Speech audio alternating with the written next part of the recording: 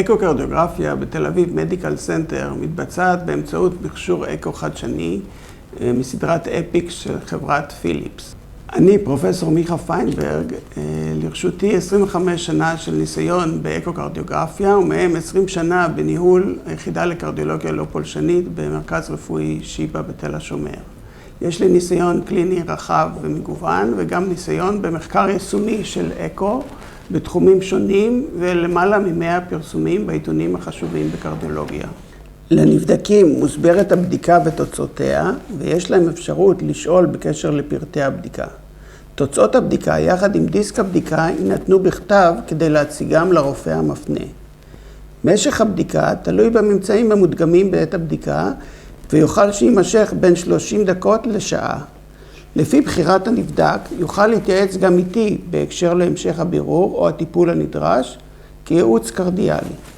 במידה שנדרשת פעולה נוספת, צנתור קורונרי, אבלציה, השתלת מסתם, ניתוח לב או שימוש בכל מומחה נוסף בתחום הקרדיולוגיה, יופנו הנבדקים המעוניינים להמשך הטיפול לשורת רופאים מומחים מנוסים ומומלצים. אקוקרדיוגרפיה היא שיטת הדמיה מבוססת על גלי קול ונמצאת בשימוש קליני נרחב כ4 עשורים. בתקופה זו פותחה באמצעות קרדיולוגים לפתרון בעיות קליניות והפכה לאמצעי הדמיה ואבחון ראשוני בקרדיולוגיה. תרמו לכך התכונה הייחודית של הטכנולוגיה הזאת, ייצור תמונות בקצב מהיר מאוד, המגיע לכ100 תמונות בשנייה, ומאפשר לבחון את תנועת הלב וחלקיו השונים בזמן אמת.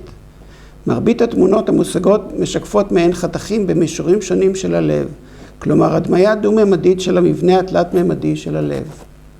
ביצוע מדויק של הדמיה זו מצריך ניסיון וזמן.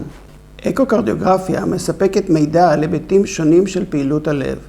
ניתן למדוד את גודל חללי הלב, עובי שריר הלב, קוטר העורק הראשי היוצא מהלב, להתרשם ממבנה החלקים השונים של הלב, תנועתיות הלב, עדות לאוטמים ישנים בשריר הלב, מדידת מהירות זרימת הדם בלב, ניתן להעריך לחצים בחלקים השונים של הלב, למדוד את תפוקת הלב, להעריך את תפקוד המסתמים בלב, לבדוק קיומם של מצבים פתולוגיים שונים כמו הצטברות נוזל סביב הלב, היווצרות קרישי דם בלב ותהליכים אחרים בחללי הלב. בדיקת אקוקרדיוגרפיה אינה מצריכה הכנה מיוחדת, אינה כרוכה בחשיפה לקרינת רנטגן או חומרים רדיואקטיביים, לחומרי ניגוד העשויים לגרום לתופעות אלרגיות או לפגוע בתפקוד הכליות. עקב תכונות אלה, אקוקרדיוגרפיה היא מכשיר אידיאלי להערכת שינויים מבניים או תפקודיים בלב או בעורק הראשי, בקרבת הלב, לאורך זמן ולבחון טיפולים שונים המצריכים בדיקות חוזרות. בדיקות אקוקרדיוגרפיה, או בקיצור אקו, מומלצות לכל נבדק שיש לו תלונות שיכולות להיות קשורות בתפקוד לקוי של הלב, כמו קוצר נשימה, כאב בחזה, התעלפות, דפיקות לב או חשד לתסחיף. אקוקרדיוגרפיה מומלצת לכל חולה עם מחלה סיסטמית, עלולה לפגוע בלב ושמעורבות הלב בה תביא לשינוי בגישה הטיפולית. לדוגמה, חולים ביתר לחץ דם, סכרת, הפרעות בתפקוד בלוטת המגן, חום ממושך מסיבה לא ידועה וצבירת נוזלים.